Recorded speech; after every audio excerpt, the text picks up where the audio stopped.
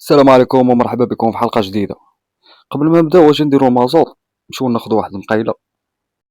اخوان واش طاري شي حاجه في المازوط؟ كما كتشوفوا معنا ازدحام غير مسبوق، يعني كما كتشوفوا معنا ازدحام كبير امام محطة الوقود. العلماء شي حق هذا المواطن ياكل انواع اخرى من الاسماك البيضاء، ما ياكلش قشريات، ما ياكلش رخويات، هذا المواطن ما ياكلش الكالامار الحرة. هاد الغلاء جابتو هاد الامطار اللي طاحت، الحمد لله شويه ملي كتصب الشتا كيرتفع شويه الاسعار. وترى بنادم ولا تيخبي في البواد واش هاد الروينه، واش هاد العذاب اخوتي؟ انا بغيتها عباد الله اللي عندي هنا واللي في العالم. المغاربه كيسالوك السيده الوزيره فين مشى الصول وفين مشات الميرنه وفين مشى الروطال. هاد الاسماء هذه كلها، هاد الاسماء كامله ما بقاتش في المارشيات. لو كون كان السيده الوزيره غير الحوت عنده الفراقش راه غنقولوا الفراقشيه هما اللي دايرين هادشي، نسميوها فيهم. الحوت ما عنده فراقش. ترونات الاخوان في هذه المحطه ديال المحروقات بمنطقه الحي الحسني بالضبط في قصبه الامين، كلشي جاي باغي يدير المازوط واليسونس قبل ما تزاد فيه 2 دراهم. انت بلاش كاع، انت شنو واقف على اسعار المحروقات؟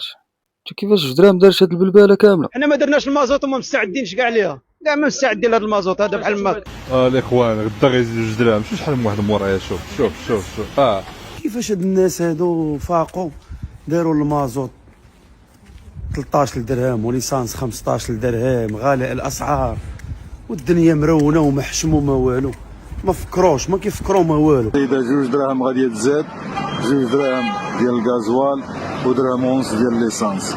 شوفوا معنا الثمن هذا هو القديم وغادي ننقل لكم الثمن.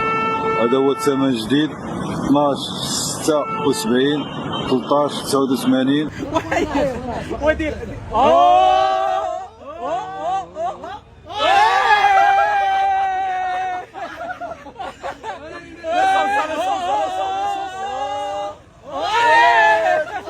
ما لاحظتوش واحد الحاجه؟ ولا الثقافه ديال زياده الاسعار وبالموازاه ولا الثقافه ديال الاحتجاج على ارتفاع الاسعار.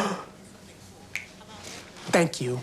انتما كتشوفوا معايا اغلب ديال الستاسيونات من بينهم هذا ما كيبغيش يدير المازوط لعباد الله، لانه عارفين المازوط غادي تزادي يعني ب2 دراهم يعني منتصف الليل، او اغلب ديال الناس كيجيو حتى لهنايا هما كيدخلوا ما كيبغيوش يدير لهم مازوط على اساس حتى 12 الليل، لانه 12 الليل غادي يربحوا واحد 2 دراهم في الليطر.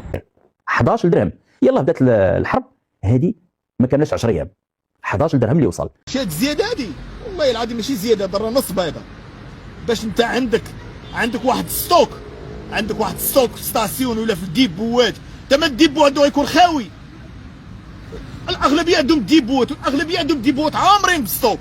هو كما كتلاحظوا يعني اليوم هاد الغضب ديال المهنيين، كتشوفوا المازوت كيفاش تزاد، وكاين بعض المحطات ما احترموش القانون انهم زادوا قبل الوقت. اذا المتابعين جالس عبر في هذه اللحظات غضب كبير مواطنين اللي كيحتجوا امام محطه الوقود، وبعد ما يعني زادوا في التسعيره ديال الوقود قبل منتصف الليل. المازوت ما عادش خصو يتزاد مع من ورا 12 الليل، وهادو راه زادوه مع 11.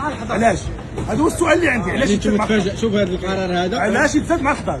نقولوا الحرب وكذا وكذا، ولكن واش دولة بحال المغرب ما تيديروش احتياطات على بحال هاد الامور هادي بحال الحرب والازمات الاقتصاديه؟